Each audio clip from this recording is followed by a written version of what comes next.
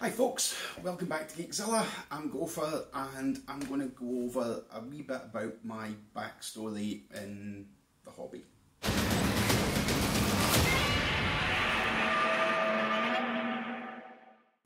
So recently I was on a podcast called the Countercharge Podcast. It's a Kings of War podcast. Now, in that, they asked me, because it was my first time on it, what my history with gaming was, and being the numpty I am, I thought it was going out live for some reason, and I tried to sort of split through it really quickly, just to sort of get it out of the way. I didn't think people would be that interested in listening. But looking back on it, for the purposes of this channel, I think it's maybe a good idea to sort of let folk know where, like, how my hobby developed and where it came from. Just sort of a general overview of how I got to be here today. And including summarising at the end with the reason why I was invited onto the Countercharge podcast. So my gaming pedigree, shall we say, I was about 8 to 10, I can't remember exactly when. We went to my aunt and uncle's house with my mum for the visit. My mum was obviously wanting to talk to my auntie, who was her sister. So I think what happened is my uncle was told, entertain the Waynes, me and my big brother, while they were talking. So his thought was, well, I like D&D, so I'm going to show them D&D. And that was what he did. It was first edition, Advanced Dungeons and Dragons, and it would have been sometime around about 83 to 85 roughly. So he takes us in the living room, sits us down, gives us our characters, our choice of a couple of characters. My big brother chose a barbarian with a big two-handed sword, and I chose a fighter. And we were both level 1, and he put us into this fairly small dungeon. There wasn't much happened in it. Obviously I can't remember everything about it, but as with most things from your childhood, something that really has a big impact on you sticks with you for the rest of your life. So all I really remember is we walked round this corner after we heard a roar. I charged off round the corner, and there was a rather large insectoid-like beast with a glowing back, and I was like, right, okay, I'll run in and hit it.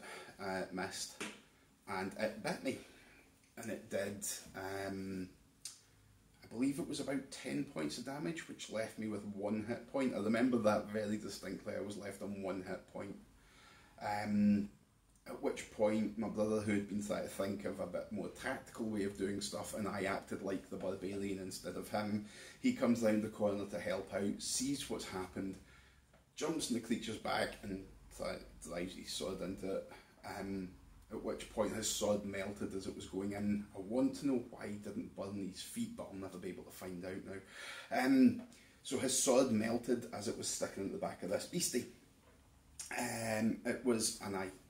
This is one of those D&D monsters that I can't pronounce properly because of my slight speech impediment. So I'll put up in text what it is. It's a Lemoraz. Being a GM, I would never have put first level characters up against that. But you know, the important thing is that one thing stuck with me. And the other side of it was he had a few character models. Now, obviously, minis in the sort of early to mid 80s weren't particularly good, but it's still this image stuck with me ever since as well. He had one of those wee like cabinet shelf type things, just about that size, with loads of wee shelves. Like your granny would have kept thimbles in, and he had miniatures in each of them. They were unpainted, they were just lead, but they were in, and that image of that really stuck with me. And I've got a display case out in the hall that my brother made for me when we moved in here, and it's obviously very much inspired from that. I'll stick up a picture of that as well. So yeah, that was what got me hooked. Unfortunately at the time, I couldn't afford to buy anything for it. I managed to pick up, I believe, a couple of sort of random dice when I was in still in my sort of pre-teen years. Like I think I managed to get a D12 and a D20 from somewhere. I don't know where I got them, but other than that, time passes until about 1988, 89. I came back to Scotland in 88, and I went to school in Glasgow, and there was a group of guys in the school that played a role-playing game, and one of my pals from the next block of flats to me, he was involved in the game, and it was MERP, Middle-earth role-playing. So I managed to sit in and watch one of their game sessions. The MERP system was quite complex, but it was interesting to watch. I wasn't able to play in the game because the party was already full. So from those two experiences, what I did was I went and I made up the basis of an RPG system, based on what I had done in the D&D game and what I'd seen in that one session of MERP. I sort of, over the next about year, sort of fleshed it out a bit and changed a few wee bits and pieces of it, tested it out with something, and then a group of me and my mates started playing it, and we played it for about 6 years, and we've still got a hell of a lot of memories that we talk about to this day of things that happened in that game. It was me, my mate Mac, Joe, Boogie, and I think there was somebody else involved in there, but I can't remember off the top of my head. It was mostly me, Mac, Joe and Boogie. So yeah, we played that game for about 6 years.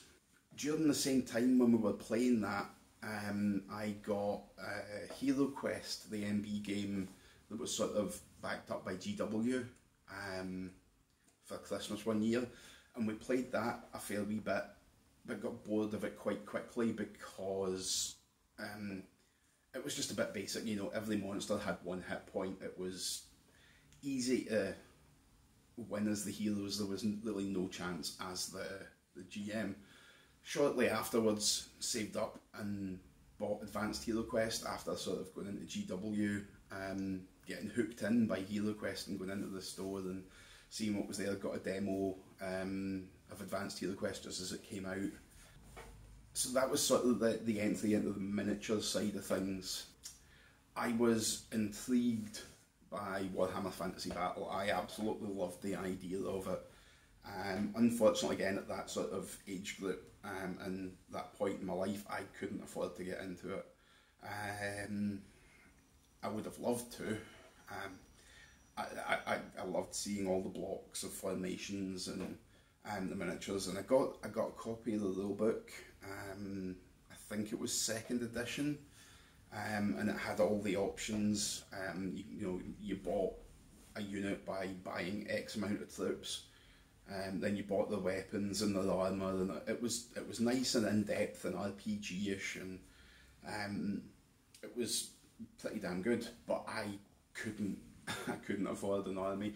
The best I ever came was at the point it was a £10 box of skeletons that came with.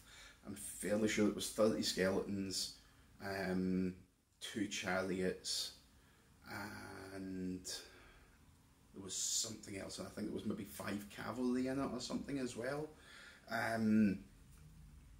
It was a great box set, but that was the closest I ever got to having an army. As time went on, I picked up bits and pieces, but I never managed to get something that I could put on the table, and that I was still am a fairly slow painter, but at that point I was terribly slow and terrible as well. But yeah, you know, when you first get into it, most people are fairly terrible. Very few folk pick up a miniature and put out a masterpiece in their first go. So yeah, as I say, always wanted to get into that, never managed to. I had too many other things going on, as I say, and couldn't afford to do it. So at the same sort of time as this is going on, we're still doing all our RPGs, but we picked up TMNT and Other Strangenesses by Palladium. So that was the Teenage Mutant Ninja Turtles RPG, using the Palladium RPG system. So you're looking at Heroes Unlimited, Lift, and they had a Fantasy Palladium version as well. Eventually, through playing TMNT, we got into other games. We went into the shops in town. There was a shop called the Dragon and George. It was a great wee shop. Tom, the owner, would talk to you for hours, and I swear, like 20 years later, and he still looks exactly the same. He's no changed. Being in that shop, seeing the other games on offer, between us we got loads of different games. We went through most of the Palladium stuff. I remember we picked up a game called Toon at one point that didn't really pan out very well. It was supposed to be like Looney Tunes cartoon sort of thing, but it's really difficult to get that right, I think. We ended up going into AD&D, and it was at 2nd edition at the time, and we played a lot of AD&D, and we had several campaigns that lasted over the course of years. I think I always started my characters at level 1, and one of our parties, they played all the way through until they were level 9, which is a hell of a long sort of haul to do.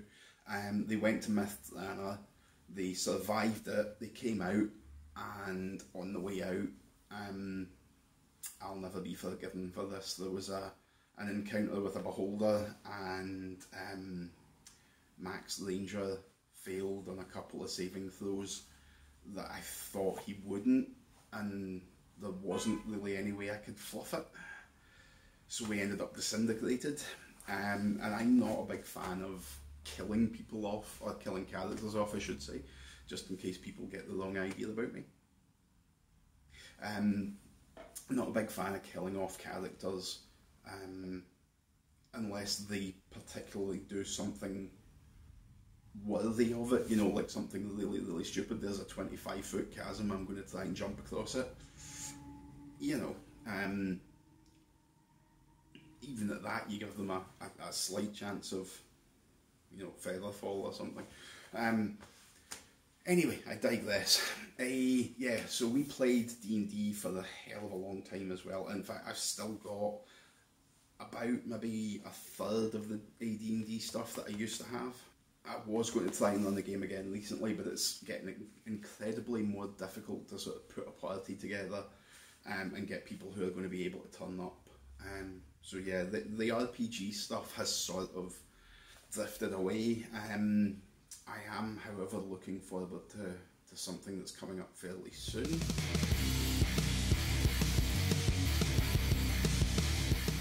Anyway, we went to college, and at that point I met a guy who turned into one of my best friends, Chris. Now, what happened here was, as we were leaving college on the first day, Chris was talking to the lecturer. They knew each other from the theatre in East Kilbride, and I heard 3 letters out of the conversation. I heard Chris, who we all called Doc, he said TSR, And my ears pricked up and I went, as in like D&D? And he said, yep. And we started talking, and we bonded very much over the fact that we were both total gaming geeks. Doc introduced me to LARP, live action role playing, for those of you who don't know. So we went out to the one that his brother ran out in Straven at the time. It was in Forestry Commission land. Great fun, so many good memories of doing this. And it was literally, we had overflow pipe, you know, white plastic tube covered in pipe lagging and then silver gaffer tape. That was the sort of level of our weapons. Costumes were basically just bits of rags and bits of foam stuck together to make it look as best as we could. And we basically went about, told stories and knocked lumps out of each other. It was great fun. One anecdote story, I had an entangle spell cast on me. So, what was it? Time freeze was called. The ref came up, tied me up with the bit of rope they had that was supposed to be the vines entangling me. And there wasn't enough of it, and I was like, ha, I can still move my legs. At which point Mac went, can you now, and shoved me into one of those water-filled ditches that you get in Forestry Commission land. So yeah, oh, can you get that image out of my head? We had such a good laugh at these events, and then also while we were still at college, we discovered Laser Quest in Glasgow city centre.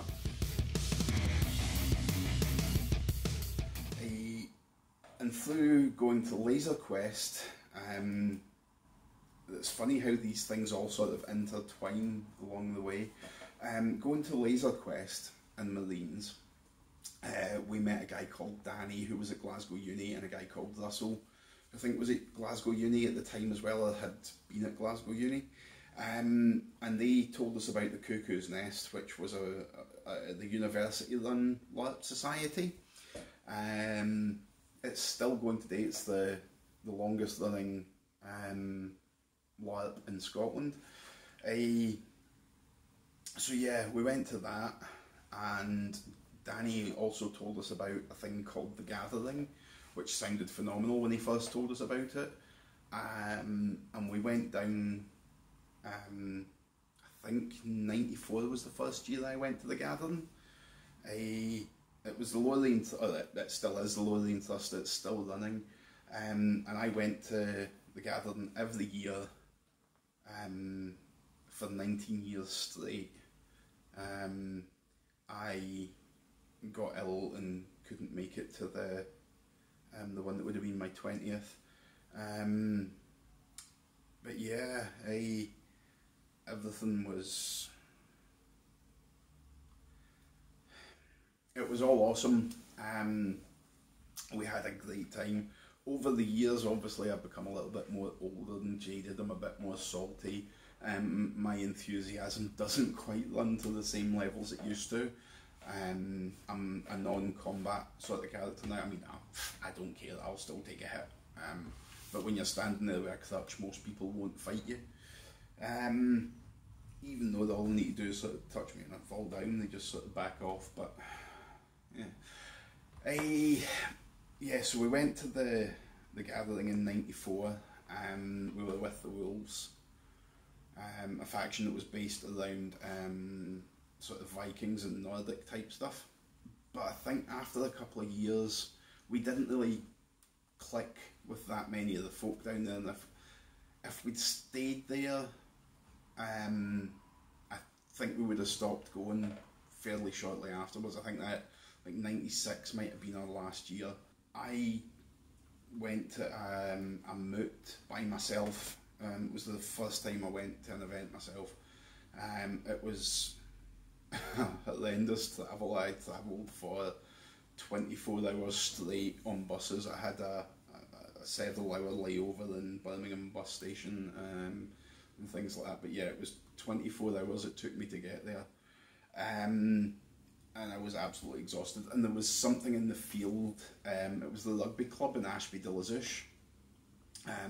And my hay fever went mental. I mean, I was literally sitting in a boulder in the middle of this rugby club's grounds. I couldn't see much more than a blur because my eyes were so swollen and pouring snot pouring out my nose, and this shadow fell across me, and the sort of heavy London accent was like, "You all right, mate?" I'm not even going to attempt to do it. I was like, "Yeah, I'm well, can't." And he went, "You come with me, my brother will have something that will help you." I'm like, "Okay." So half walked, half carried by this chap into the on-site bar. Was given a tablet, which I just assumed was an antihistamine. It could have been anything. Gubbed it, and like cleared up, and I sat there for the rest of the day with these guys. There was the guy who had pretty much picked me up off the boulder was Mike Light of Light Armories. His brother Steve, and Craig from the Angels of Death. And we sat and we talked mints and we had a laugh and we got pished, and I had such a good time. Turned out they were in the unicorns and all that. So we exchanged details and all this sort of stuff. The Angels, I can't remember where they were based at the time. I don't think they were unicorns, but it didn't matter. We were just having a laugh with them. So yeah, I went back home and said to the guys, "Look, I've met this new group of folks. This year's gathering, come over and meet them and see what you think." So the guys who went down, I introduced them to Steve and Mike and all that lot, and we got on great. And that day, for some folk, obviously for me it was beforehand, but for some of the guys, they made friends that day that, you know, they're lifelong buddies now. They've been hanging about each other for over 20 years, and we're as close as family. We come from all over the country, and the crew of us are extremely close. They're the sort of folk you'd take a bullet for, you know. The friends we made in LARP really changed my life. Yeah, and as I say, it's been a big part of my life. So I had the LARP going on, and I had Magic and various other RPGs and things like that. So yeah, and I still do that. I still do the LARP. I consider myself a multifaceted gamer now. Every LARPer is a gamer of some other sort. Not every gamer is a LARPer, but every LARPer is a gamer. So if you find someone who does LARP, they'll also do board games or RPGs, or card games, or miniature games, or sometimes combinations of all of them.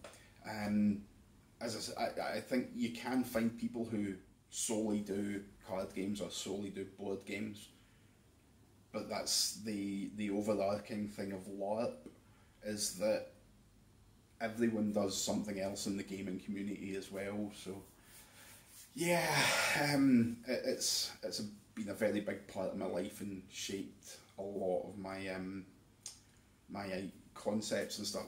There was some videos we were watching from some of the sort of well-known LARP YouTubers, and they talk about this thing called character bleed.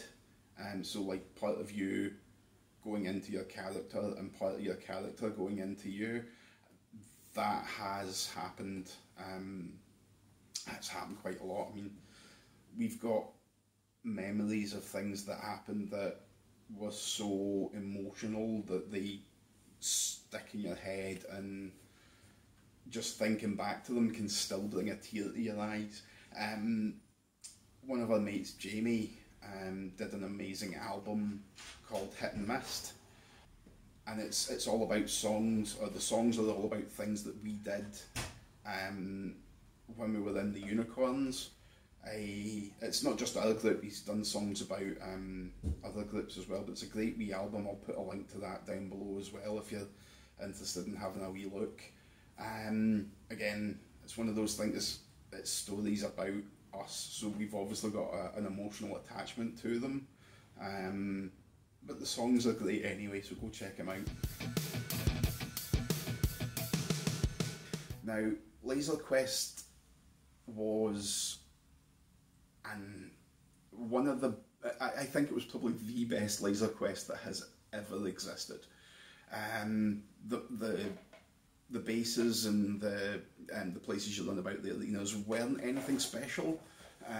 What made this place was the manager, Colin. He was mental in the best possible way. But he'd come up with this idea to get a regular sort of club night going, and what happened was your pack would get energised individually, so you would have your own particular amount of lives and shots depending on the class you were playing. So you could be like a marine, a cyborg, a sniper, a medic, and then you were in your teams. And the more games you survived through, the better your stats went. You carried on from week to week. If you died, your medics got a dice roll to see if they could bring you back to life. And that's how Chris, Doc, got his name, Doc Death, because every time you rolled the dice, you died. So you didn't want him to be your medic, but yeah, he always was. It was such a good time, and again, it fits in. It was pretty much LARP with laser guns. There was no, obviously, like the talking side of it, the character interaction. It was just like RPG combat, but it was so much fun. And once the games were finished on a Monday night, and when it got that popular, it was on the Monday and the Tuesday night, we would play Magic after, and that was how I got addicted to Magic. We would go out, nights out, go to the club, come home from the club afterwards, have another couple of drinks and play Magic. We would have been playing Magic when we had a couple of drinks before we went to the pub, before we went clubbing. Over the year, I mean, we started Magic when it was revised edition. It was basically a couple of months before the set called The Dark came out, and I played all the way up until about, I think it might have been around about 2000, 2002 maybe. It was when the set Judgment, there was 3 sets of cards that made the Judgment block. I was playing that, and then that was when I sort of drifted away from it, and I was clean for about 15 years, up until about maybe, I think we got back into Magic about 2 or 3 years ago now. Thoroughly enjoying it again. So yeah, that was the sort of college phase. I didn't do much in the way of miniature gaming at that point, quite simply because, you know, the working, the going out and partying and the playing Magic and RPGs, that just took up all the time. I think it was almost 10 years ago now that I started to get back into the miniature side of things. Me and Mike started off trying to get back into Mordheim and Necromunda. We thought that because we couldn't get like the RPGs anymore, just getting folk together to do it, these games gave you that sort of progression thing, you know, the campaign type thing, and your characters get better as they survive longer. We found it quite difficult to actually get those games going at that point. I found them lacking. There was certain things I didn't like about the way they worked. So eventually we decided to go to G3 Gamers. We'd been invited along a couple of times by folk we knew. I have to admit, I had that thing in my head that was like, oh, can you go to a games club? It's going to be full of you know, really strange people and all this sort of thing. And I'm kicking myself because that was a prejudice that I should have been able to look past. And I'm thankful that I did, because the club's awesome. And I wish I'd gone a lot sooner. I suppose there's quite a lot of people in our gaming community that have like social anxiety issues and things, so there's a lot of people who are probably like me, not wanting to go along for those reasons. But it's fine, do it, find a games club, set one up. It's so good, just having a group of people that all want to do the same thing, and being able to play different games against different opponents. And I mean, at our club we've got a couple of RPG games that go on. We've got people doing 40k, 30k, the new Necromunda, Kill Team. We've got loads of Kings of War players. Vanguard's starting to take up a little bit. We've got the board gamers. There's Bushido and Malifaux, and there's so much variety of stuff going on in the club.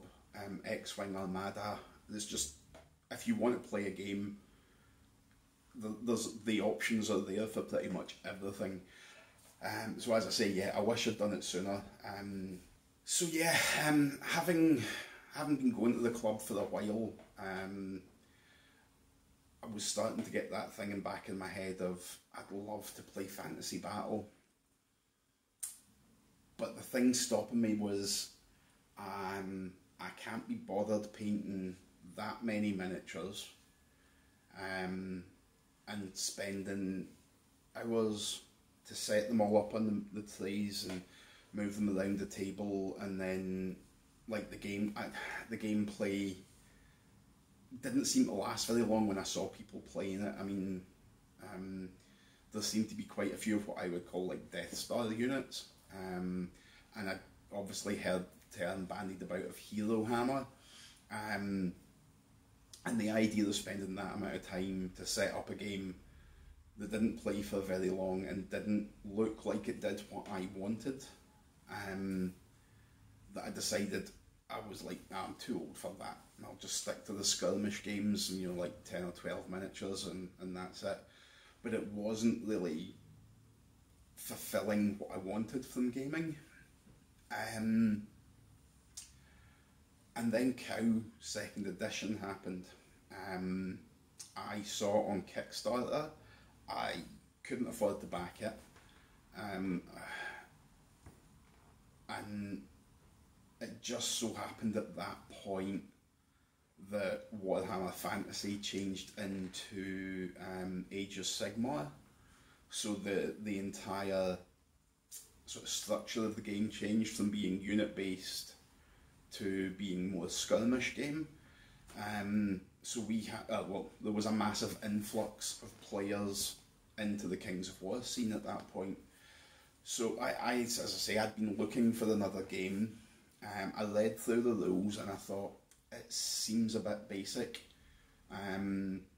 It doesn't seem like there's much depth to this game. And then I had a shot. And oh my god, yeah, the rules are basic and simple to learn. There isn't a lot to them as such in the actual written form, but the game is so deep. It's like the sort of abstracts I use when describing it to people, it's kind of like chess, except there's no set movement, obviously, so it takes a long time to master, because it's all about outmaneuvering your opponent and not building an army list with the newest, strongest units that'll just wipe everything else off the table. The other abstract I use is when generals in the old days, old days, had the maps with the blocks of troops on it, and there was just wee square cubes or rectangular cubes showing the size of the units, and they moved them about. It's representative, so for me, a regiment has more than 20 guys in it. It's just that space, so you're representing not 20 people who are taking wounds. It's a larger block of troops. They take more damage, and then when a lot of them are gone, the rest of them just fall apart, run away. So yeah, as I say, Kings of War happened, and I'd started making up units for it before I'd even played a game. One of them being my zombie legion, and a few other bits and pieces. And as I say, once I started playing the game, I was obsessed. It's the best miniatures game I've ever played. The 3rd edition's just come out and it is phenomenal. So yeah, in a desperate bid to get more games of Kings of War, I set up a tournament, and I got a fairly good turnout. I think I got 16 people for the first one I did, and it worked, and people enjoyed it, so I kept doing it, and we've done 6 now, and the next one coming up is my first ever 2-day event. It's the official Scottish Grand Tournament for Kings of War, sponsored by Mantic themselves. There's a ticket up for grabs to Clash of Kings 2021, and I still don't get enough games because I'm organising it. I don't get to play as often, so I play at club, casual, and we've got a very good casual club scene with the Kings of War, so I get games in there. I'd love to play it more often and more competitively, but at the moment I've only ever really taken part in one competition, and that was Clash of Kings 2019, so just there. I did appallingly, but I didn't care. I had a good fun weekend. 5 games, or was it 6? It was 5 or 6 games, it doesn't matter. But every game was awesome fun. My opponents were all very sporting, and yeah, my enthusiasm for the hobby just went through the roof when I came back. My productivity in painting and modelling things just shot through the roof. I made a big portal for my Night Stalker army that I'm starting, and normally the project would have taken me months, and it took me about a week and a half. And yeah, as I said, I just sort of blasted through painting a load of the miniatures and basing them up and stuff, so I'm still going with that at the moment.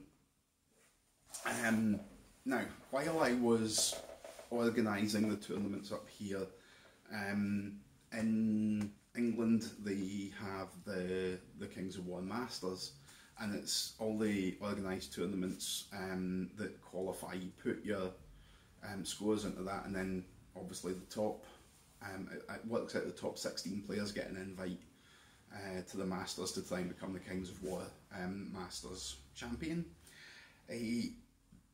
But I didn't know that I could submit scores to that, so when Nick took over Nick Williams, he took over the organisation of the Masters, and he messaged me and said, do you want to be the representative for Scotland in the organised play committee? Well, yeah, sure, no bother. It was pretty much only me that's organising tournaments up here, so yeah, I decided to do that. Started submitting the scores from our tournaments, and as I say, I'm a member of the organised play committee, and that's why I was invited onto the Countercharge podcast. He was to talk about the Scottish scene in Kings of War. Now, one of my things is I'm fairly sure there's more people in Scotland who play Kings of War, and I'd really like them to get involved in the scene. I'd like to have other tournaments around Scotland. If people were interested in running them, that would be awesome, and then we can have more candidates for who would be the representative for Scotland in the organised play committee. We could actually have a vote on it instead of it just being delegated to me. So that's basically about it for the history of my gaming. I'm sure there's probably a lot of details I forgot, and I've probably gone way in depth on things that I shouldn't have. I'm fairly sure I bored most people to sleep, but I don't care. I said I was going to be putting out videos, and I'm sticking to that, so putting this out there. I hope you enjoy it. If you've managed to last all the way to the end here, I salute you. If you wouldn't mind subscribing, that would be awesome. Likes and comments, they all help as well. I want to try and build the community in Scotland. One of the guys on the Countercharge podcast, the guy who was hosting it, did say that they want more content coming out of Scotland. So yeah, let's put some stuff out there. Let's get more people involved in the Kings of War community. I want to see a Scottish Masters champion. At the moment, Scotland's champion, Simon, I think he came about 7th in the tournament. I don't know, I'll have to look into that. I'll put up in text again where Simon placed in the Masters, but he's a undefeated champion, so if you think you've got what it'll take to beat him, come along, come to the next tournament, and let's see if you can do it. Okay guys, cheers, and I'll see you soon.